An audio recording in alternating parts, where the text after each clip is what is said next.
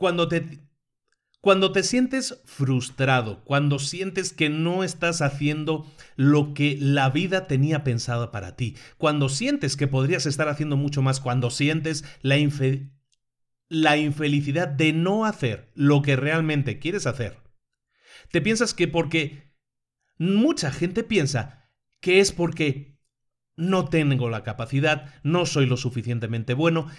Se ponen muchas excusas cuando en realidad hay una fuerza misteriosa que es la que nos está metiendo todas esas ideas equivocadas en la cabeza. Vamos a ver cómo vencer a esa fuerza y liberándonos de esa fuerza vamos a ver cómo conseguir todas nuestras metas. ¿Que quieres bajar de peso? Lo vas a conseguir. ¿Que quieres escribir un libro? Lo vas a hacer. ¿Que quieres crear una empresa, un emprendimiento espectacular? Eres capaz de hacerlo y también lo vas a hacer. Pero para eso es importantísimo, es básico, es fundamental que escuches el capítulo de hoy de Libros para Emprendedores en el que vemos La guerra del arte de Steven Pressfield. ¡Comenzamos!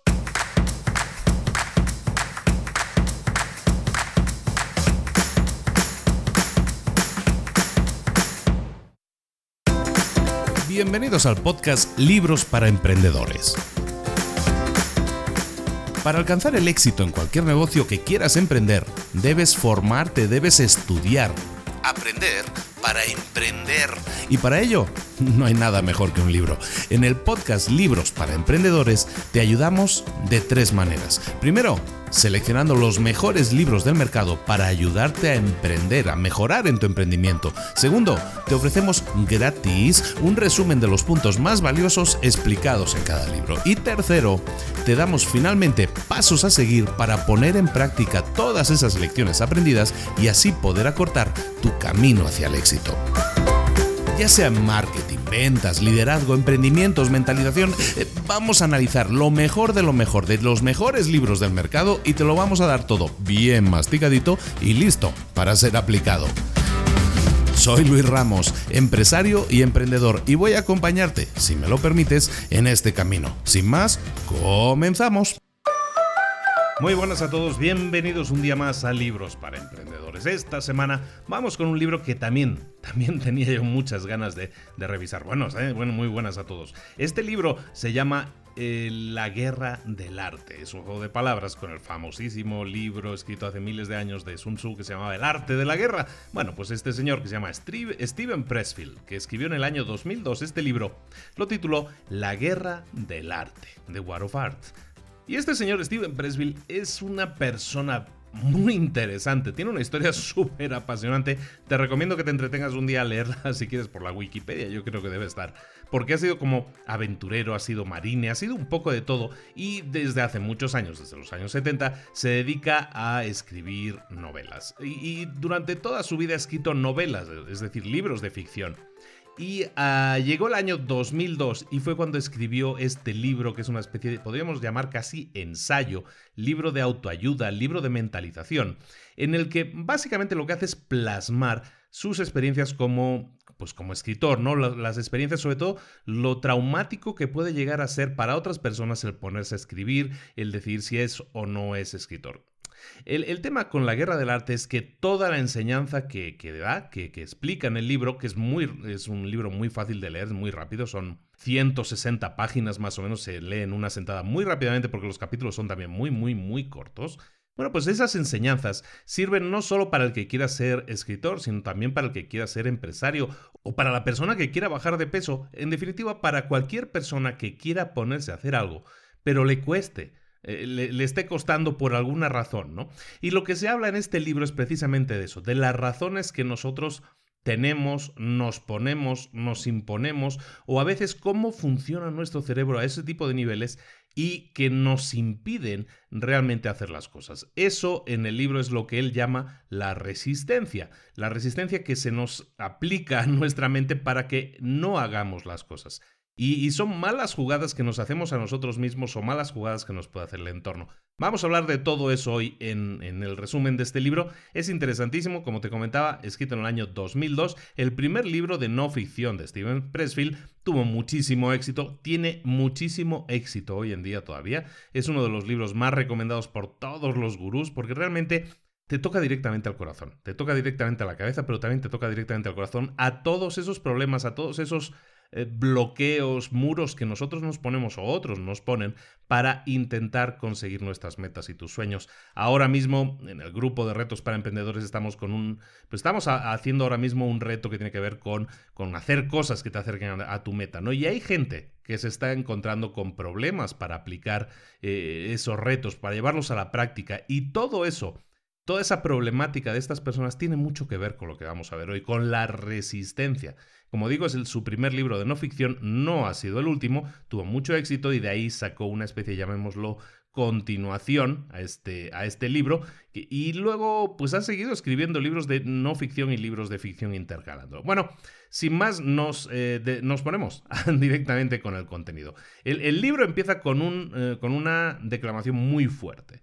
Dice, hay un secreto que los escritores de verdad saben y que los escritores que quisieran ser escritores no saben. El secreto es este. La parte de escribir no es la difícil. Lo que es difícil es sentarte a escribir. Lo que nos impide sentarnos es la resistencia. Es exactamente eso, ¿no? Cuando tú te pones a hacer cualquier cosa, o tú, mejor dicho, cuando tú te impones o quieres decir, yo es que quiero ser escritor, voy a escribir un libro, pero nunca te decides a ponerte a ello. O siempre dices, bueno, empiezo el lunes, empiezo mañana. No suena lo típico, ¿no? De las dietas, el lunes empiezo, ¿no? Ahí interviene una fuerza misteriosa que Steven Pressfield llama la resistencia. La mayoría de nosotros tenemos dos vidas. Una, la vida que estamos viviendo, la vida que vivimos. Y la otra es la vida que no vivimos, pero que está dentro de nosotros. La fuerza que separa esas dos vidas es lo que llamamos la resistencia, o lo que vamos a llamar la resistencia. ¿Te acuerdas del momento en que pensaste, a lo mejor de niño pequeño, pues yo quiero ser bombero o yo quiero ser doctor, que soñaste con hacer algo, pero es algo que se ha quedado en el olvido porque nunca tuviste o la valentía o la oportunidad o no tuviste la excusa perfecta para ponerte a ello? Ahí es donde aparece la resistencia. La resistencia es la fuerza más tóxica del planeta. Es la raíz de prácticamente toda la infelicidad, toda la pobreza, enfermedad, de todos los problemas graves de toda nuestra sociedad. Porque nuestra sociedad se compone de personas singulares y en todas ellas se aplica en mayor o menor medida, en mayor o menor grado, la resistencia a hacer las cosas, a cumplir con nuestros sueños, a salir, como decimos nosotros muchas veces, de nuestra área de confort. Un ejemplo muy interesante. Imagínate que estamos hablando de una mujer que durante toda su vida ha sido ama de casa y se ha dedicado a cuidar a sus hijos. De repente descubre que tiene cáncer, que le quedan 6 meses de vida. Lo hemos visto en muchas películas, ¿no?, que aplican esta premisa, y esa persona, en este caso digamos una mujer, de repente intenta acelerar su vida y vivir su vida al máximo durante esos 6 meses de vida restante que le quedan. Y renuncia a su trabajo y se pone con su sueño que tuvo toda la vida, que su sueño a lo mejor era escribir canciones, ¿no? O ser cantante. Ese es un sueño que tenía, pero que renunció a él porque pues tenía que cuidar a sus hijos, cuidar a su casa, cuidar a su familia. De repente, esa mujer es rodeada por gente que dice, pues esta mujer está loca, o sea, debería estar con su familia, disfrutar de estos últimos momentos, y mírala a ella que se pone ahora como cantante, está como loca, ¿no? Ella, en cambio, nunca se ha sentido tan feliz como en este momento. Mágicamente ha puesto en marcha un mecanismo para derrumbar la resistencia y para ponerse a hacer lo que siempre soñó. Y, como nota final, pues decir que esa mujer resulta que a los pocos meses de vivir la vida como siempre la soñó, resulta que su cáncer va en remisión. ¿Cuánta gente no conocemos que se haya hundido en la depresión, en las drogas, en el alcohol o simplemente en la infelicidad, en las neurosis, simplemente porque no ha hecho lo que de verdad sienten en su corazón, lo que de verdad su corazón les dicta que deberían estar haciendo? ¿Cuánta gente no conocemos que a un nivel u otro no esté sintiendo a lo mejor esa infelicidad por no tener sueños cumplidos, por dejar esos sueños sin cumplir y dejarlos como sueños imposibles. La única cosa que nos separa de nuestros sueños, a ti, a mí, a cualquiera, la única cosa es esa fuerza misteriosa y realmente fuerte que vamos a llamar la resistencia. Este libro se divide en 3 partes. La primera parte es la que se encarga de definir la resistencia como tal. Se dice definiendo al enemigo. La segunda parte vamos a ver cómo combatir al enemigo, cómo combatir a la resistencia. Y la tercera parte la vemos al final. Es un poco más filosófica y más elevada, pero vamos a ver qué te parece. Empezamos con la primera parte. Vamos a definir a la resistencia, ese gran enemigo nuestro. Y vamos a empezar haciéndolo definiendo una lista, sin ningún tipo de orden, Una lista en la que están las actividades más comunes a las que ataca la resistencia. Por ejemplo, la búsqueda de conseguir cualquiera de nuestras metas o sueños de tipo artístico. Yo quiero ser escritor, yo quiero ser pintor, yo quiero hacer películas, yo quiero ser bailarina, yo quiero ser creativo, yo quiero tener alguna tendencia artística fuera de lo convencional. Ahí es donde la resistencia normalmente acude y ataca durísimo. Cuando nosotros intentamos iniciar cualquier negocio, cualquier emprendimiento, cualquier empresa en la que vayamos a tener un beneficio. Ahí la resistencia actúa. Cuando intentamos iniciar cualquier dieta, cuando intentamos tener abdominales marcados, cada vez que iniciamos cualquier curso o programa, cada vez que iniciamos cualquier tipo de educación, cada vez que iniciamos algún acto de tipo político, moral, algo que requiera de valentía ética. En definitiva, cualquier acto que requiera un compromiso de verdad por nuestra parte. Cualquier acto en el que la gratificación no sea inmediata, sino que tenga una gratificación a medio o largo plazo, cualquiera de esos va a provocar la aparición de la resistencia. ¿Cuáles son las características de la resistencia? Está claro que la resistencia es invisible, no podemos verla, no podemos tocarla, no podemos olerla, pero es una fuerza negativa que nos repele, que nos distrae, que nos impide que hagamos las cosas que necesitamos hacer. Siempre intentamos localizarla en las personas o en las cosas o en las situaciones que nos rodean, en nuestras familias, en nuestras esposas, en nuestros niños, en nuestros jefes, en nuestros trabajos, pero la resistencia no es algo periférico, no es algo externo. La resistencia crece del interior, de nuestro interior. Nosotros la generamos y nosotros la perpetuamos. La resistencia es nuestro enemigo interior. Y la resistencia es engañosa, busca engañarnos siempre. Nos dirá cualquier cosa que sea necesario decirnos, aunque sea mentira, para evitar que hagamos lo que necesitamos hacer, para evitar que hagamos el trabajo que nosotros definimos que queremos hacer. La resistencia es implacable. Como Alien, como Terminator, como Tiburón. No es algo con lo que tú puedas razonar. Es una máquina de destrucción masiva. Es implacable, es infatigable. Su única misión es impedirte que hagas tu trabajo. La resistencia es impersonal. No sabe ni quién eres ni le importa. Lo único que le importa es que es una fuerza de la naturaleza y actúa con un único objetivo: impedirte hacer tus tareas, hacer tu trabajo. La resistencia es infalible, siempre apunta al norte, al verdadero norte, su verdadero norte. Su verdadero norte, evidentemente, es detenernos, impedirnos que hagamos lo que estamos haciendo. Y ojo, la fuerza que aplica la resistencia contra nosotros es proporcional a la importancia de las cosas que nosotros queramos hacer. Es decir, cuanto más importante sea lo que nosotros necesitamos hacer, más fuerte será la resistencia que se oponga a ello. La resistencia es universal. Da igual en quién pienses. Todos ellos se han enfrentado alguna vez a la resistencia. Por muy exitosos o muy espectaculares que sean los resultados que la gente consiga, la resistencia es universal, aplica a todos. Todos se enfrentan a ella. Nadie se salva. Y la resistencia nunca duerme. Da igual que estés en la cima, que estés en lo más alto, la resistencia siempre te ataca. Es muy famosa la historia de Henry Fonda. Henry Fonda era un actor muy famoso en el siglo XX y que incluso con 75 años de edad, siempre antes de salir al escenario, antes de salir al teatro y enfrentarse al público, siempre vomitaba de los nervios, de la resistencia, de lo que su cuerpo le impedía enfrentarse al escenario. Y él tenía que vencer esa resistencia, lo hacía vomitando antes de salir, con 75 años, con toda la experiencia del mundo adquirida, aún así seguía teniendo esa resistencia que le impedía salir. Eso sí, él conseguía superarla, salía al escenario y el salir al escenario luego le iba dando un poco más de tranquilidad. Pero antes de salir al escenario, siempre se enfrentaba a esa resistencia. La resistencia va en serio. Siempre apunta al epicentro de nuestro ser, nuestro genio, nuestra alma, ese preciado don por el cual nosotros estamos en la tierra. Porque todos estamos en la tierra para algo, todos tenemos algo en lo que somos buenos, brillantes, o todos tenemos algo que es digno de compartir con los demás. La resistencia va a intentar por todos los medios impedir que consigamos hacer realidad ese don. La resistencia se alimenta del miedo. Bueno, se alimenta de nuestro miedo. Recuerda que viene de nuestro interior.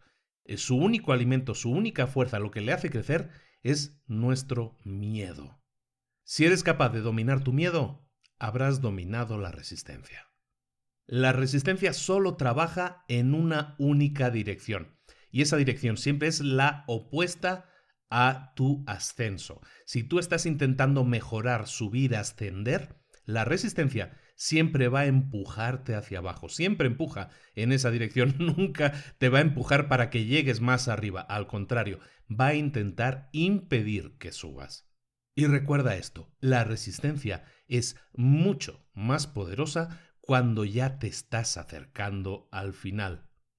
Cuando ya el final está a la vista, es entonces cuando la resistencia ataca con más fuerza, con más energía, para impedir de cualquier forma que llegues a alcanzar tu meta.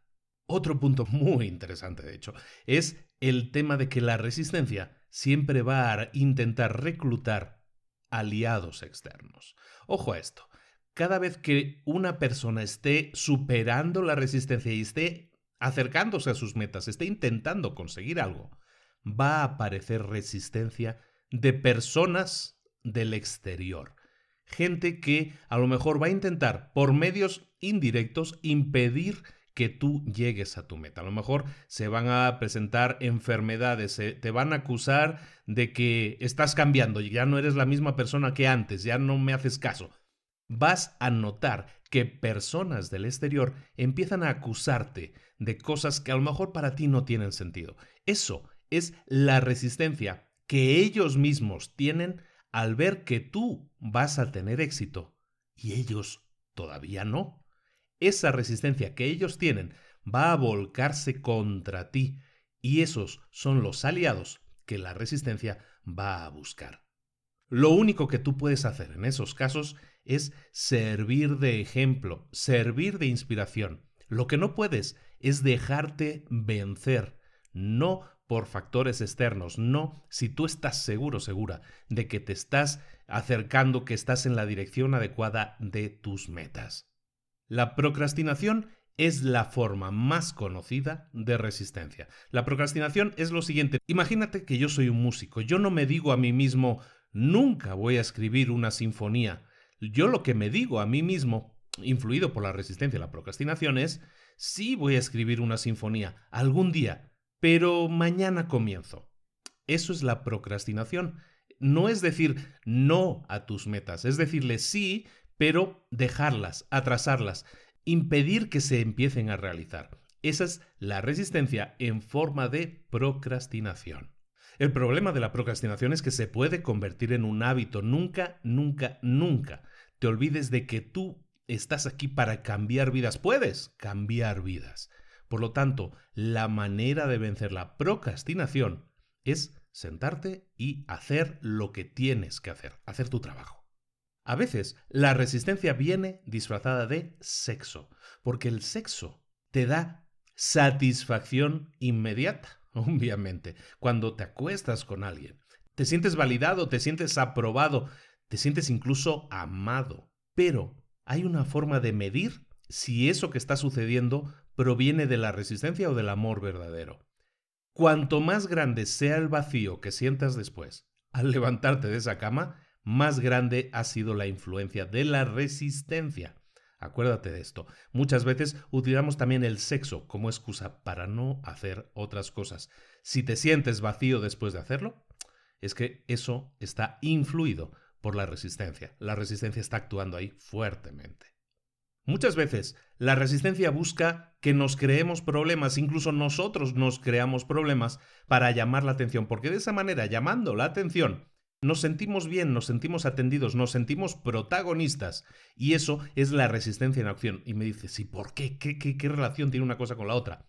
Si tú hicieras lo que tú estás destinado a hacer, si tú hicieras tu trabajo, entonces llegarías a obtener protagonismo, fama, te sentirías el centro de algo, el protagonista. Pero es mucho más fácil, es mucho más barato meterte en problemas para llamar la atención de esa otra forma. Si tú ves que te metes muchas veces en problemas, probablemente es que estás buscando la versión económica, la versión entre comillas fácil de llamar la atención, de ser el centro de algo, de ser protagonista de algo, en vez de hacerlo por las cosas para las cuales estás destinado a hacer. Muchas veces, en muchísimas familias, la resistencia aparece en la forma de el drama, la dramatización de todo. No solo de una parte de la familia, no solo un personaje de la familia, la mamá o el padre o la hija o el hijo, sino muchas veces son todos los que crean un drama alrededor de todo, y si alguno se intenta relajar, es la otra persona la que estalla y es un drama continuo, parece que estás viviendo en un culebrón. Eso, esta es la resistencia en acción, en la que todos intentan llamar la atención de todos. Esa es la resistencia que impide que cada uno de ellos se dedique a lo que debería hacer para crecer y desarrollarse, y se centre, se quede en ese estadio de drama continuo que no les permite avanzar ni generar cambios positivos en su vida. De la misma manera, la automedicación, el sentirse víctima, todo eso es una búsqueda de atención constante que uno busca para ser protagonista de ese momento, para tener un momento, entre comillas, de gloria, por lo menos de atención. Y esa es la resistencia que nos obliga internamente, a lo mejor es en el subconsciente, no somos conscientes de ello, pero nos obliga a buscar esa satisfacción inmediata que es recibir la atención de los demás. ¿Y cómo se siente la resistencia? ¿Qué sensaciones, qué sentimientos nos provoca la resistencia?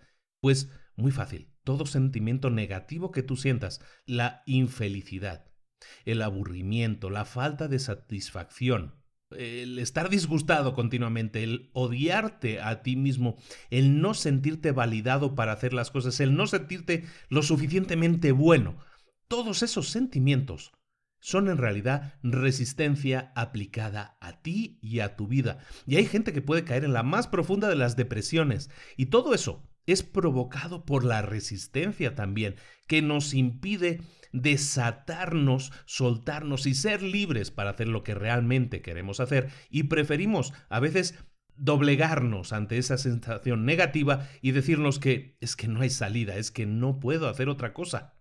Otro punto en el que podemos detectar cómo la resistencia nos ataca es cuando nos critican. Si la gente nos critica y eso nos afecta profundamente, entonces probablemente lo estamos haciendo por culpa de la resistencia. Si tú estás haciendo algo en lo que crees, si estás haciendo algo que te llena, que ese es tu mandado, eso es lo que has venido a hacer, entonces las críticas, de alguna manera, como dicen por aquí, te deben resbalar. Porque tú sabes que el proceso es lo que te está llenando, lo que estás haciendo te está llenando. Y entonces las críticas no te afectan como tal, porque tú no lo estás haciendo para los demás, sino que lo estás haciendo para ti. Y si otros no te aceptan, ese será problema de ellos y su manejo de la resistencia. Eso a ti no te afecta porque tú estás orientado a hacer lo que a ti te gusta, estás haciendo lo que te inspira a hacer esta vida. En cambio, muy atentos a este punto. La resistencia y el miedo, y el gran miedo, el terror. ¿No te ha pasado a veces estar paralizado de miedo? Pues eso, que podría ser podríamos pensar, no, pues eso es la resistencia, está clarísimo. En cambio, cuando estamos paralizados por el miedo, eso es una buena señal. El miedo, el terror es bueno. Igual que dudar de uno mismo, el terror es un indicador. El miedo nos dice que tenemos que hacer algo. Y nos está indicando qué es lo que tenemos que hacer. Aquello a lo que más miedo le tengamos, aquello por lo que más miedo sintamos, Eso es realmente lo que deberíamos hacer. La resistencia nos va, como decíamos, se alimenta del miedo, va a utilizar el miedo como esa barrera que va a levantar entre tú y lo que estás destinado a hacer. Cuanto más alta veas la barrera, ese es el camino al que tienes que dirigirte y trabajar para romper esa barrera. El miedo te señala el camino a seguir. Nunca vas a conseguir llegar a tu máximo si no sales de tu zona de confort, que se dice normalmente. La zona de confort es la zona en la que te sientes cómodo, en la que no corres riesgos. Donde veas que hay más riesgo, donde veas que hay a lo mejor más dificultad, ese es el camino en el que deberías enfocarte a alcanzar, porque ahí es donde está tu verdadero premio. Los delirios de grandeza, sí, en cambio, son un símbolo de resistencia aplicada. Cuando uno tiene fantasías de algo grandioso, de yo voy a ser el número uno, yo voy a ser el mejor, esos son los que se llaman delirios de grandeza, ¿no? Todo eso son síntomas de la resistencia aplicada a ti, son los símbolos, son los signos de un amateur, de un aficionado. Los profesionales de verdad saben que el éxito, la felicidad, todo eso viene como un subproducto, viene como un añadido al trabajo que tú realizas. La diversión, el estar lleno, el sentirse realizado, viene del propio hecho de trabajar, no del resultado de tu trabajo. Por lo tanto, cuando haya críticas, es por un tema de resistencia, si te afectan las críticas. También los sueños, las fantasías de grandeza, de la misma manera, son síntomas de resistencia porque te señalan como un aficionado. Y vamos a ver en la segunda parte del libro que la forma de combatirla es evitando ser un aficionado y intentar convertirnos en un profesional. Pasemos, por tanto, a la segunda parte del libro. En el libro lo llaman el libro 2, ¿no? Y el libro 2 se llama Combatir la resistencia. Y combatir la resistencia se hace convirtiéndonos en un profesional. Tengamos bien clara la diferencia entre un profesional y un aficionado. Todo aspirante a artista que ha sido derrotado por la resistencia, todos ellos comparten un rasgo en común. Todos piensan como aficionados. Ninguno se ha convertido todavía en profesional. ¿Qué es un profesional? Ojo, un profesional, cuando decimos profesional no estamos hablando de doctores, de abogados, esos son profesiones. Cuando hablamos de un profesional, hablamos de la forma en que tú enfocas, la forma en que tú realizas las cosas. Un aficionado no trabaja a tiempo completo. Un profesional sí trabaja a tiempo completo en lo que le gusta. Un aficionado puede a lo mejor solo hacer lo que le gusta, pero solo lo hace el fin de semana. Es un aficionado. Un profesional lo hace los 7 días de la semana. Un profesional ama tanto lo que hace que dedica su vida a eso. Se compromete a tiempo completo. Eso es lo que significa convertirse en profesional. La resistencia odia cuando nos convertimos en profesionales, porque entonces ya no tiene por dónde meterse. Estamos haciendo lo que amamos, nos estamos dedicando a tiempo completo a lo que queremos hacer, ahí la resistencia no tiene por dónde meterse. Una vez le preguntaron a un escritor famoso, se llamaba Somerset Maugham, le preguntaron si escribía siempre, si tenía algún horario, si tenía alguna agenda a la hora de escribir, o escribía cuando le llegaba la inspiración.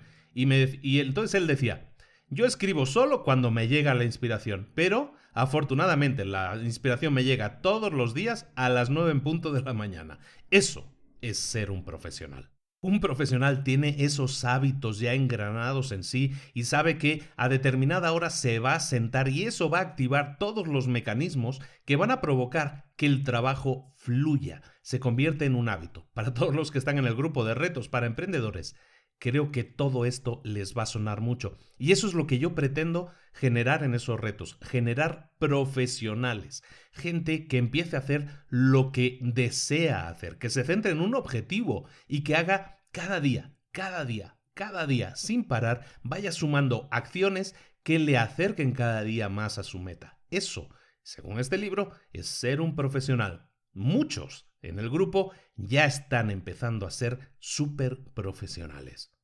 Un profesional se rige siempre por el principio de la prioridad. Ese principio define que tú debes conocer la diferencia entre lo que es urgente y lo que es importante. ¿Y qué es lo que debes hacer primero? siempre lo que es importante. Y lo que es más importante para un profesional es el trabajo. Ese es el juego en el que está metido, eso es lo que tiene que hacer, ese es el campo en el que es bueno, en el que es brillante, y es a lo que se debe dedicar, a lo más importante. Importante no quiere decir importante para el planeta, para la supervivencia de la raza humana, o quizás sí, si eres un científico que está investigando la cura del cáncer, pero no se refiere a importante para la humanidad, aunque pudiera serlo, se refiere a que sea importante para ti. Tú decides lo que es importante para ti y es a eso a lo que te tienes que enfocar, a crear el hábito de dedicarte a eso. Pero atención a este comentario que voy a hacer ahora, porque hay algo importante que te tiene que servir, que te tiene que hacer pensar. Tú ya eres un profesional. Aunque no estás haciendo quizás lo que deberías estar haciendo, tú ya eres un profesional. Todos, básicamente, creo que la mayoría de los que me escuchan, todos trabajamos por dinero, somos profesionales, todos reciben algún tipo de remuneración, de sueldo. ¿Qué es un profesional? ¿Cuáles son las cualidades que definen un profesional? Pues para que a ti te paguen, tú tienes que ir al trabajo todos los días. Ese es el punto básico, ¿no? O sea, tienes que aparecer todos los días. Segundo punto, tienes que ir, no importa lo que pase, si llueva o truene, tú tienes que ir igualmente, eso no afecta, tienes que ir a trabajar, es tu compromiso con el trabajo. Te tienes que quedar en el trabajo todo el día, ese también es un compromiso que adquieres con el trabajo. Y también estás comprometido con ese trabajo a la larga, o sea, no es que vayas a ir 3 días y ya, sino tú entras a un trabajo para trabajar, en teoría, durante bastante tiempo. Y lo que está en juego en un trabajo es muy importante, lo que tú estás apostando ahí es tu vida, porque de eso depende tu comida, el alimentar a tu familia, la educación de tus hijos, o sea, lo que tú estás apostando ahí es muy importante. Y además, aceptas una remuneración por tu trabajo. No estás ahí por diversión, estás ahí, trabajas por dinero. Además, si vamos a un trabajo, o si nos contratan en un trabajo, mejor dicho, es porque dominamos la técnica requerida para ese puesto de trabajo, si no, no nos hubieran contratado, ¿de acuerdo? Entonces, todo eso son características de un profesional. Tú las cumples todas, tú eres un profesional que cumple todas esas características. Ahora pensemos un momento en los aficionados. ¿Qué hace un aficionado? Un aficionado normalmente no trabaja en su afición todos los días. No va al trabajo, no va a trabajar en su afición todos los días. No se queda todo el día trabajando en su afición. No está comprometido a largo plazo con esa afición porque lo que está apostando para él es algo ilusorio, son sueños, son delirios de grandeza. No está apostando con una afición, él no está apostando en la comida de su familia o la educación de sus hijos. No recibe remuneración, no recibe un pago por esa afición. Y lo que es más importante, lo que define a un aficionado es que no domina la técnica, no domina su arte. Si te fijas, son completamente diferentes las descripciones de un aficionado con las de un profesional. Por lo tanto, si tú quieres hablar en público, si tú quieres ser un emprendedor, si tú quieres dedicarte a crear una empresa que haga tal o cual cosa, cuando te enfrentas a ese reto, ¿eres un aficionado o eres un profesional? Según lo que tú estés apostando en tiempo, en ganas, en dedicación, eso te va a definir como un aficionado o como un profesional.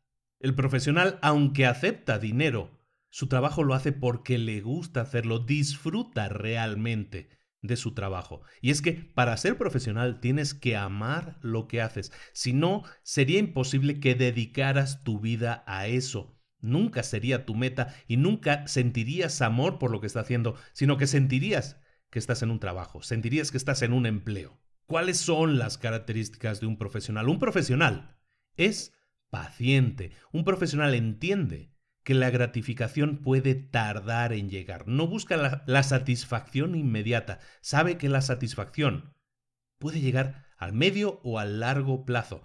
El profesional se arma de paciencia. Sabe que cualquier trabajo que inicie va a llevarle el doble de tiempo de lo que tenía planificado y le va a costar 2 veces más.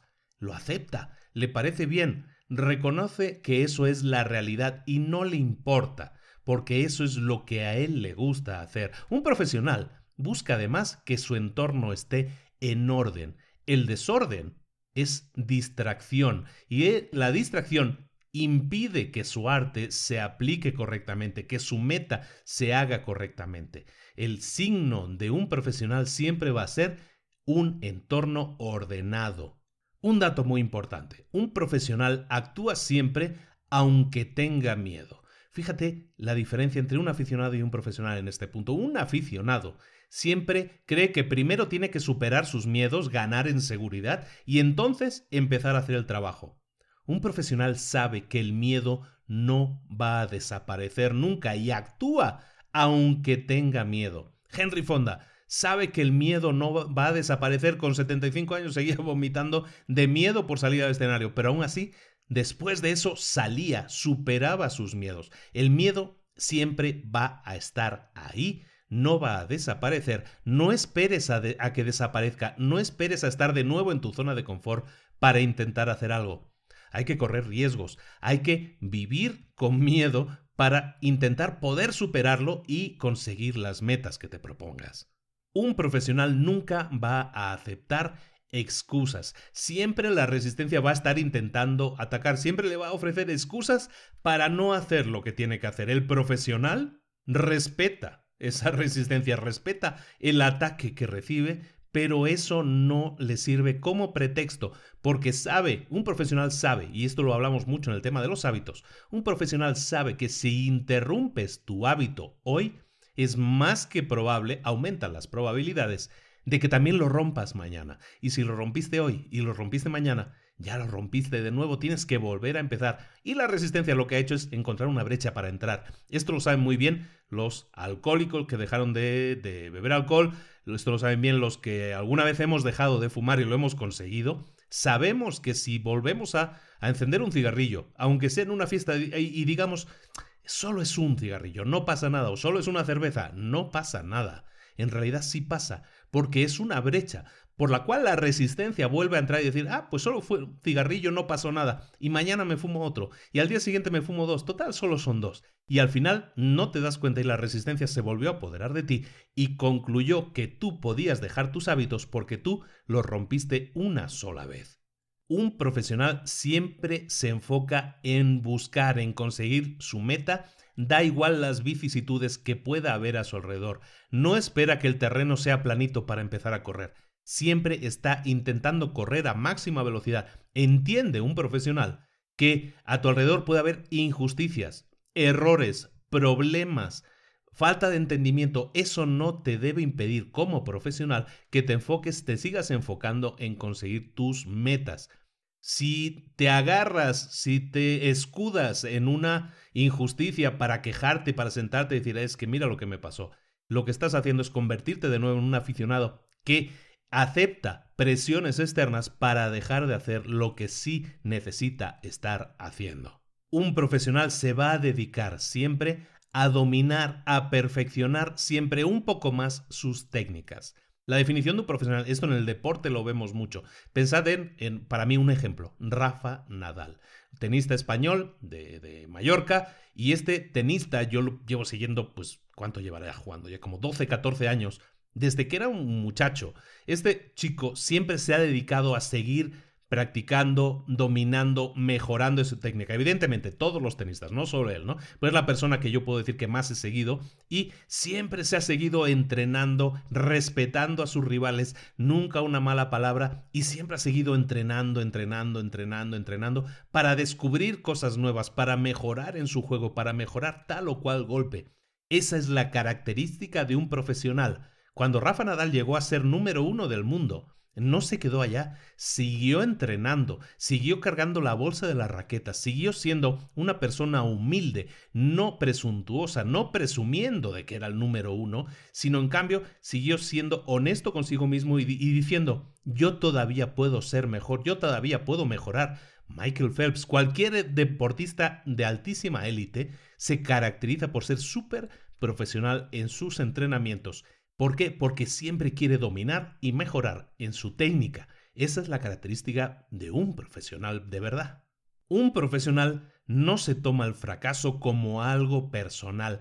Siempre se distancia personalmente de lo que hace. Lo que hace y lo que es son dos cosas diferentes. Él es un profesional de lo que hace.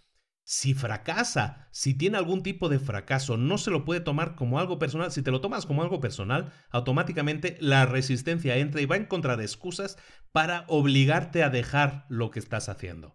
Si en cambio te enfocas en decir esto no es algo personal, esto es un distinto enfoque que tomé y no funcionó como yo pensaba, voy a probar un enfoque diferente, eso es un enfoque profesional y es la manera en la que tienes que enfocar cómo haces las cosas que quieres hacer, cómo quieres enfocar el llegar a tus metas. Ojo, que no digo que no sientas pasión por tu trabajo, tienes que amar tu trabajo muchísimo, pero tienes que distanciarte a nivel personal, a nivel de sentimientos de tu trabajo. Tu trabajo no eres tú. De esa manera, cualquier fracaso o cualquier éxito no te lo vas a tomar como algo personal, sino como un resultado del trabajo que tú has venido realizando. Por lo tanto, recuerda esto, ni existe la humillación personal, ni la humillación, ni el rechazo, ni las críticas. Todo eso son reflejos, si te afectaran, todo eso serían reflejos de que la resistencia está haciendo mella en ti, que te sientes agredido de alguna manera, te sientes vulnerable y como tal la resistencia encuentra la brecha para entrar en ti y hacerte dudar de si debes seguir. Un profesional acepta esas adversidades, las sufre, las soporta, las aguanta y sigue adelante, porque, como decíamos antes, ese tipo de adversidades le tienen que resbalar, tiene que creer en lo que está haciendo. Tienes que creer en lo que estás haciendo. Por lo tanto, recuerda esto, si quieres ser profesional, tienes que validarte a ti mismo. Tú validas el trabajo que estás haciendo, no los demás. No puedes esperar una crítica positiva para saber que estás en el buen camino. Las acciones de otros no determinan tu trabajo, tú lo determinas. Un crítico que te pueda criticar hoy, mañana puede estar hablando de cualquier otra cosa diferente, pero esa crítica, si tú dejaste que te afectara, puede minar tu futuro completamente. Una crítica te puede destrozar. Eso depende de la vulnerabilidad que tú hayas mostrado a esas críticas. No lo hagas, no seas vulnerable, sé tu propio crítico y acepta solo las críticas que vienen de ti como críticas válidas.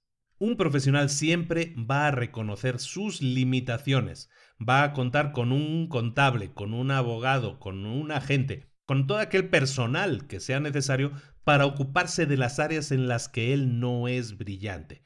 Lo hemos hablado muchas veces. Tú te tienes que dedicar, cuando hablamos de crear sistemas, ¿no? Y un sistema no deja de ser el traspasar acciones repetitivas o acciones en que a lo mejor tú no eres bueno.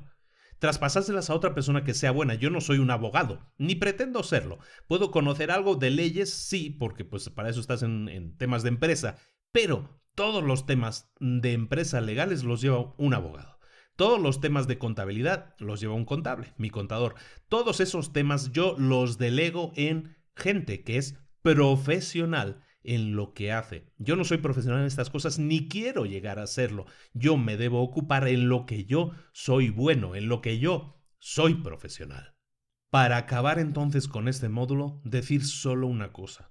No tiene misterio convertirse en profesional. Es una decisión que tomas tú por tu propia voluntad. Nosotros decidimos lo que queremos ser. Si nosotros nos visualizamos como profesionales y lo hacemos, ya lo habremos conseguido. De nuevo acudo al tema de los retos para emprendedores, el que le invito a todos los que no se hayan unido que lo hagan en nuestro grupo de retos para emprendedores. Está en Facebook, es gratis. Tratamos todos esos temas, enfoco los retos para conseguir todo esto. Nuestro primer reto, el reto de agosto de 2016, depende cómo lo estés escuchando. En agosto de 2016 iniciamos un reto que era el de la mañana milagrosa. Parte de esa mañana milagrosa tiene que ver con esta mentalización. Que tú te visualices en lo que quieres ser, tu verdadera meta, que identifiques en lo que quieres convertirte, a dónde quieres llegar, dónde te ves y que te conviertas en esa persona desde ya, que empieces a comportarte como tal, a hacer lo que has venido a hacer, a dedicarte a lo que tienes que dedicarte, a convertirte, según dicen en este libro, en un profesional. Y la única manera de conseguirlo es que tú tomes esa decisión, que tú te visualices y sepas realmente, sientas en tu corazón que eso es lo que quieres llegar a ser. En la última parte del libro, que se llama Más allá de la resistencia, el autor realmente se desconecta un poco de todo esto que estamos hablando, que era mucho más aterrizado, cosas que debes hacer o actitudes que debes tomar, y empieza a hablar de otras fuerzas. La resistencia es la fuerza negativa, pero igual que existe la fuerza negativa, existen fuerzas positivas, los llama ángeles, los llama musas, pero si te incomodan esas palabras, él también lo dice, lo puedes llamar fuerza, energía vital, motivación. El resumen de esta tercera parte, podríamos decir que hay algo, siempre hay algo dentro de ti que necesita salir, que necesita ser expresado, y que hay fuerzas que están presentes también y que te quieren ayudar a que esa expresión tuya salga hacia afuera. Tienes que reconocer esas fuerzas y tienes que invitarlas a actuar. Cuando los antiguos griegos hablaban de las musas, lo hablaban desde la misma actitud que ese escritor que hablábamos antes. La inspiración a mí me llega todos los días a las 9 de la mañana. A ti también, dentro de tus hábitos positivos de creación, de acercamiento a la meta, de convertirte en un profesional de lo que quieres llegar a ser, tienes que tener esos hábitos formados en ti para que las musas que llamaban los griegos, o la motivación, o la inspiración, o como le quieras llamar, llegue hasta ti. Tú tienes que abrirles la puerta, y la puerta se la abres de una manera tan sencilla como sentándote a trabajar, sentándote a hacer lo que tienes que hacer. Entonces, teniendo esto en cuenta, la única tarea que te puedo encargar que hagas es esta: pensar en ti. Si tú quieres ser un escritor o un actor, o quieres tener una empresa de tal o cual cosa, puede ser cualquier tipo de ensoñación de futuro en el que tú te veas. Tienes que sentarte a pensar si realmente has nacido para eso, si realmente es algo a lo que quieres dedicar tu vida en cuerpo y alma. Al final tienes que preguntártelo para saber si vas a pasar o no a la acción, si lo vas a hacer o no lo vas a hacer. Piénsalo de esta manera. Imagina que tú estuvieras destinado a descubrir la cura para el cáncer, o que tú estuvieras destinado a escribir una sinfonía. Si no lo haces, no solo te vas a hacer daño a ti mismo, puede que incluso te destruyas. No estás haciendo aquello para lo que estás destinado. Pero es que no es solo eso, puedes dañar el futuro de otras personas, de niños, puedes dañarme a mí, puedes dañar al planeta. Tienes una responsabilidad por sacar lo mejor de ti y entregárselo al mundo, hacer lo que más te gusta hacer. Y el éxito, el fracaso, todo puede suceder, pero tú estarás haciendo aquello para lo que estás destinado. Sigue trabajando, domina tu arte, domina tu técnica, y algún día vas a tener éxito, vas a tener dinero y fama, de eso estoy seguro. Pero lo importante es que tú tengas la tranquilidad de que todo eso son cosas secundarias. A ti lo que te importa es que cada día sigues haciendo aquello para lo que estás destinado, aquello que más disfrutas hacer. Y con este silencio dramático terminamos este resumen rápido de La guerra del arte de Steven Pressfield. Un libro que te recomiendo mucho que localices y te leas. Como te digo, se lee muy rápido, pero te puede ayudar a identificar en ti mismo esos bloqueos que tú te estás creando, que la resistencia está creando en ti, y trabajes en derribarlos, siendo conscientes. Cuando no somos conscientes de los muros que nos rodean, es muy difícil romperlos, pero si tú eres consciente de los muros que te están rodeando, de que hay una fuerza que te impide salir de tu área de confort y que lo único que tienes que hacer es luchar contra ella y ponerte a trabajar realmente en lo que necesitas, enfocarte en el objetivo que más te va a llenar, vas a ver que los resultados se multiplican. Todo sucede como que cuando decimos, ¿no?, que todo hace clic, ¿no?, que las piezas del rompecabezas empiezan a encajar, todo empieza a funcionar como debe ser, y eso es porque realmente estás siguiendo aquello que el corazón te dicta, aquello que tú realmente quieres hacer. Bueno, ya, porque si no sigo con el resumen y sigo disertando.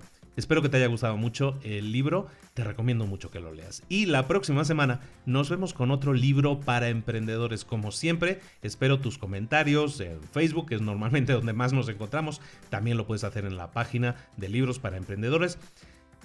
Espero que lo pongas en práctica, espero que pienses en ello. Espero que este podcast haya sido lo suficientemente corto como para que te animes a escucharlo una segunda o una tercera vez.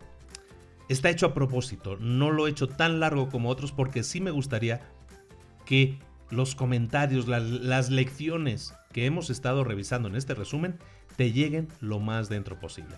Ojalá y así sea. Te agradezco mucho que sigas ahí, que me apoyes, que me des muchos me gusta en Facebook, que te unas a nuestro grupo de retos. Y también te pido mucho que dejes comentarios súper positivos, o por lo menos que dejes comentarios realistas. Todo comentario constructivo me ayuda mucho a mejorar. Y lo dejes en la página de iTunes, que lo dejes en iVoox, donde tú creas necesario, donde sea que la plataforma a través de la cual nos escuches.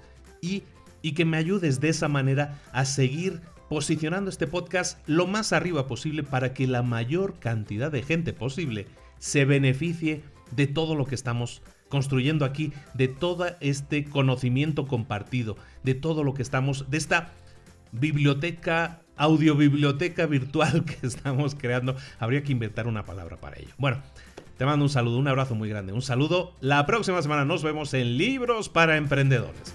Hasta luego.